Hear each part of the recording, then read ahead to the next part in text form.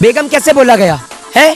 प्रधानमंत्री मोदी जी अपनी घरवाली को बोलेंगे बेगम? उन्हें बोलिए बेगम जाकर आप। तो कुछ पैसे ज्यादा मिल गए तो ये भारत माँ का भी सौदा कर देते हैं, इस बात में कोई दोहराए नहीं है। तो ये इनकी बातें इतनी गंदी है, पहले महिलाओं की बहन बेटियों की जिन्सों पर नजर मारते हैं, फिर किसी को बेगम कहते हैं। आप अपने घर में अपनी बहन बेटियों को बेगम कह के बुलाते हैं? असम के अंदर विधायक की गाड़ी से ईवीएम पकड़ा जाता है, ये रिश्ता क्या कहलाया जाता है? हिंदू तो एक है, आपसे पूछ के एक होगा है, आपसे पूछ के एक होगा। आप जैसे बलात्कारी एमएलए जो पार्टी के अंदर लेके बैठे वो हिंदू बताते हैं अपने आप को? आपके बाप का देश है, आपसे पूछ के पहनेंगे कि पैंट पहने, फुल पैंट पहने या निक्कर पहने या। नमस्कार, आदाब, मैं हूं तनवीर। इस वक्त हम चौरंगी विधानसभा और भवानीपुर विधानसभा के बॉर्डर इलाके में हैं और हमारे साथ मोहित शर्मा जो एक सोशल एक्टिविस्ट। और देखिए, हम कोई किसी पार्टी का एडवर्टाइजमेंट नहीं करने आए हैं यहाँ पर, या पार्टी का प्रचार करने नहीं आए हैं। हमारा मकसद है कि बंगाल के लोगों को जगाया जाए कि आपको बंगाल को नहीं हिंदुस्तान को बचाना है। यहाँ पर हवाई चप्पल मजबूत है तो उसे और मजबूत करें ताकि मोदी सरकार यहाँ टिक ना पाए। कल शुभेंदु अधिकारी ने कहा कि ये मैच हम जीत चुके हैं। आप तो मैच में खेल ही नहीं रहे हैं तो जीतेंगे कहाँ से? आप खेल ही नहीं रहे हैं, जमानत बचा लेना तो आपकी इज्जत बच जाएगी, ये आप समझ लीजिए। आप मैच में है ही नहीं। आप ऐसे लोग हैं जिस थाली में खाते हैं उसी थाली में छेद करते हैं। कल को यही शुभेंदु अधिकारी था जो टीएमसी में रहता था। आज आप देख लीजिए, ये सिर्फ वो वाला हिसाब है कि घर का बेदी लंका ढाए, ये वही लोग हैं। और इनको कुछ पैसे ज़्यादा मिल गए तो ये भारत माँ का भी सौदा कर देते हैं, इस बात में कोई दोहराए नहीं है। तो ऐसे लोगों की देश को कोई ज़रूरत नहीं है। शुभेंदु अधिकारी ने कहा कि बीजेपी की सरकार बनाने में आप मदद करें, अगर ऐसा नहीं होता है तो जो बेगम है यानी ममता बनर्जी वो मिनी पाकिस्तान बना देंगी। पहली बात आप मुझे बताइए, उन्हें बेगम कैसे बोला गया? बेगम कैसे बोला गया है? प्रधानमंत्री मोदी जी अपनी घरवाली को बोलेंगे बेगम? उन्हें बोलिए बेगम जाकर आप। समझ रहे हैं? आपके पास मान मर्यादा नहीं है कि एक महिला के लिए किस तरीके के शब्दों का प्रयोग किया जाता है। आपको तमीज नहीं है। आपको राजनीति में किसने लाया? ये इतनी गंदी, इनकी शक्ल भी गंदी है और इनकी बातें तो गंदी है ही हैं। समझ रहे हैं? ये इनकी बातें इतनी गंदी है, पहले महिलाओं की बहन बेटियों की जिन्सों पर नजर मारते हैं, फिर किसी को बेगम कहते हैं। आप अपने घर में अपनी बहन बेटियों को बेगम कह के बुलाते हैं? आपको शर्म और तमीज नहीं है देश के अंदर कि महिला को कैसे रिस्पेक्ट दी जाती है?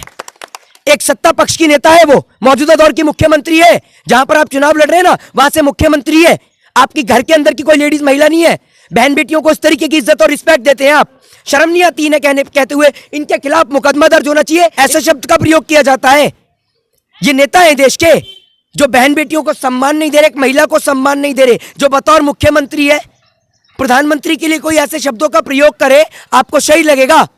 कोई भी महिला प्रधानमंत्री हो, कोई भी पुरुष प्रधानमंत्री हो, हम प्रधानमंत्री को रिस्पेक्ट देते हैं क्योंकि प्रधानमंत्री पूरे देश का है, हमारा भी प्रधानमंत्री है। आपको इतनी रिस्पेक्ट नहीं कि एक मुख्यमंत्री को किस तरीके से रिस्पेक्ट दी जाती है, किस तरीके से महिलाओं को रिस्पेक्ट दी जाती है, ऐसे महिलाओं को आरक्षण देंगे आप? तो आप देखिए कि इनको तमीज नहीं है महिलाओं से बात करने की, और बचाने चले महिला। पहले कम से कम महिलाओं से बात करने की तमीज सीख के आइए और उसके बाद बात करिए यहाँ खड़े होकर।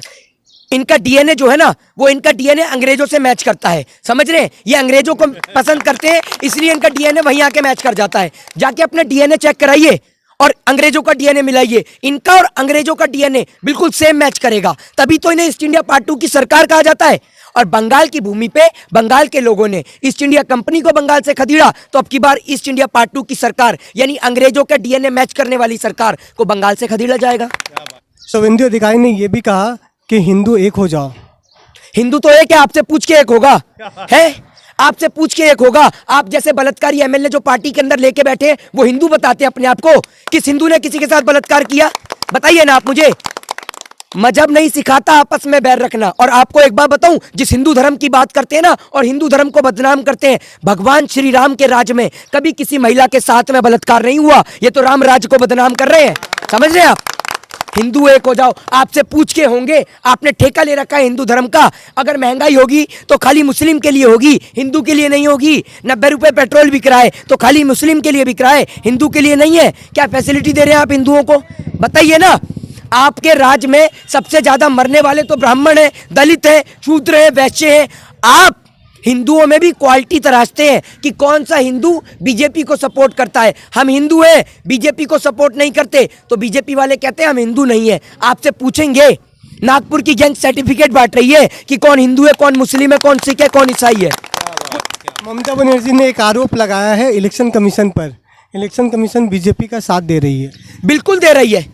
खुले शब्दों में कहते हैं असम के अंदर विधायक की गाड़ी से ईवीएम पकड़ा जाता है, ये रिश्ता क्या कहलाया जाता है? भारतीय जनता पार्टी के सभी नेताओं का, विधायकों का नामांकन रद्द करना चाहिए। वो इसलिए करना चाहिए क्योंकि एक जगह ईवीएम पकड़ा गया तो खुलासा सामने आया, लेकिन बाकी जगहों का क्या? जहां पर नहीं दिख रहा, जहां देखरेख नहीं हो रही, तो इनका नामांकन रद्द करना चाहिए, इनको चुनाव प्रणाली से बाहर करना चाहिए। बीजेपी के सारे लीडर कल चुनाव के बाद कह रहे हैं कि खेला हो गया। खेला तो चल ही रहा है, खेला चल रहा है और तबीयत से पिटाई चल रही है बीजेपी के नेताओं की। पंजाब में देखा ना, पंजाब में देखा ना कि क्या हाल हुआ, जब पैंट फटी तो अंदर कुछ नहीं पाया गया। ये हाल है इनके नेताओं का, समझ रहे हैं? ये हालत है। क्या बात है, क्या बात है। जय हिंद, जय भारत, वंदे मातरम।